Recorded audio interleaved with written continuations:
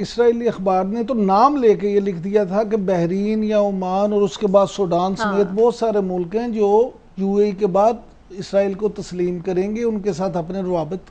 دوبارہ بنائیں گے، شروع کریں گے۔ 30 اگست کو بڑا کیٹیگوریکلی ایک خود وہیں کا یو اے ای کا جو اخبار تھا اس میں یہ بڑا کیٹیگوریکلی آ گیا تھا بحرین کی جانب سے، خلیجی اخبار تھا، جس میں یہ کہا گیا تھا کہ جی ہم نہیں تسلیم کرنے جا رہے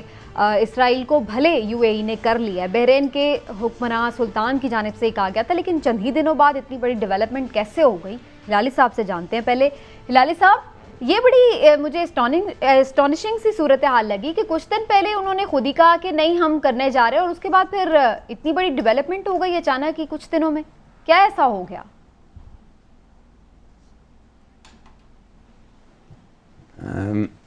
دیکھیے، مجھے ایک لحاظ سے افسوس سے کہنا پڑ رہا ہے کہ یہ جو دو واقعے ہوئے ہیں، افغانستان میں ٹاکس اور یہ عرب ریکگنیشن آف پیلسٹائن، یہ دونوں ایک قسم کے ہوکس ہیں۔ یہ کامیاب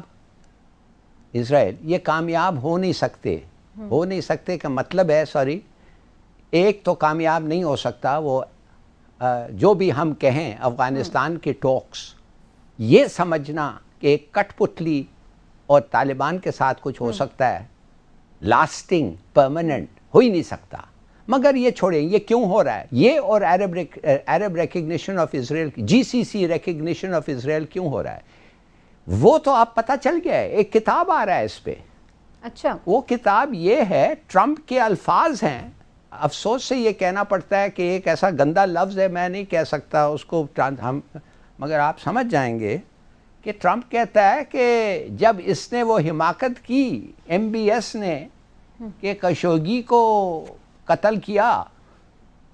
تو اس کو بچانے کے لیے مجھے اتنا مشکل کام تھا، مگر میں بچا دیا اس کو۔ میں نے ان کا انٹرنیشنل ریپوٹیشن میں نے بچا دیا، سینکشن سے میں نے بچا دیا، ہر قسم کی چیز سے میں نے بچایا کہ میرا پھر حق بنتا تھا۔ یہ تو نہیں کہا کہ میرا حق بنتا تھا، مگر مقصد ہی یہی تھا اس کا بچانے کا، کہ میرا پھر حق بنتا تھا، میں ان کو کچھ بھی پوچھوں تو انہوں نے کرنا تھا۔ تو یہ جو ریکگنیشن کیوں آئی ہے بھائی؟ پہلے سے ان لوگوں کی ملاقات ہوئی تھی سیکریٹلی، پہلے سے ہمیں پتا ہے کہ ان کی ایک گٹھ جوڑ ہے ایران کے خلاف۔ میں آپ سے اسی پروگرام پہ بڑے دفعے کہا ہے کہ سعودی عربیہ نے overflight rights Israeli aircraft to attack Iran دے چکے ہیں۔ تو کیا ضرورت تھا یہ فارمل ریکگنیشن اب ہو، خاص طور ان اپینڈیجز، وہ چھوٹے سے اپینڈکس جو ہیں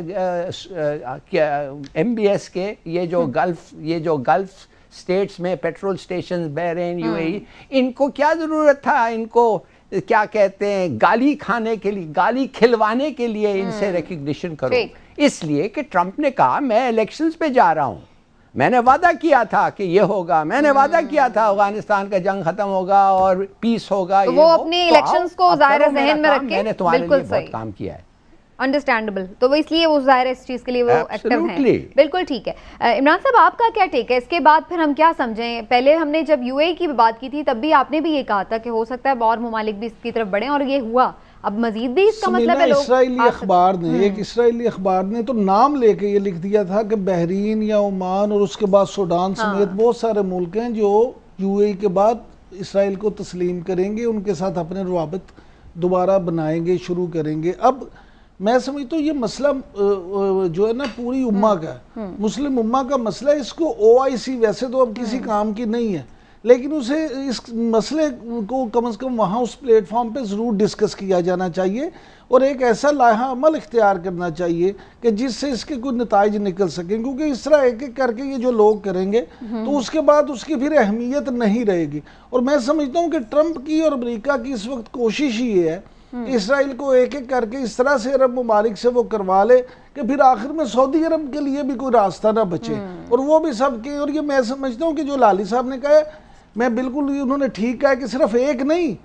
بہت ساری ان کی خفیہ میٹنگز ہوئی ہیں اور تمام ممالک جو عرب ممالک پھر عرب ممالک کے بعد پاکستان کی طرف بھی آ سکتے ہیں نہیں پاکستان کا انہیں پتا ہے کہ پاکستان یہ کبھی نہیں کرے گا اس لیے پاکستان پہ ابھی ایسی میرے نہیں خیال کہ کوئی انہوں نے ایسی ورکنگ شروع کی ہو راج صاحب بالکل لاسٹ 30 سیکنڈز ہیں بلکہ 15 سیکنڈز ہیں آپ جلدی سے کامنٹ کر لیں جی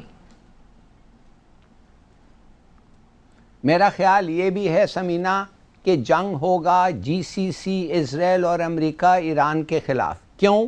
کہ اگر ایران کے آئل انڈسٹری کو تباہ کر دیں تیل کے پرائسز بڑھیں گے سعودی عربیہ اور جی سی سی ملکوں کو بہت فرق پڑے گا مگر ان کا ایک یہ وعدہ بھی ہے امریکنوں اور اسرائیلیوں کے ساتھ کہ دوسرے ملکوں کو زیادہ ہم امپیکٹ نہیں کرنے دیں گے تو ہم پرائس کو کنٹرول کریں گے آپ دیکھیں کیا ہونے والا ہے 3-6 مہینے میں ٹھیک تو معاشی مفادات بھی ظاہر ہے ملحوظ خاطر ہیں اور پولیٹیکل بھی ہیں ظاہر ہے سیاسی بات بھی سامنے رکھے جا رہے ہیں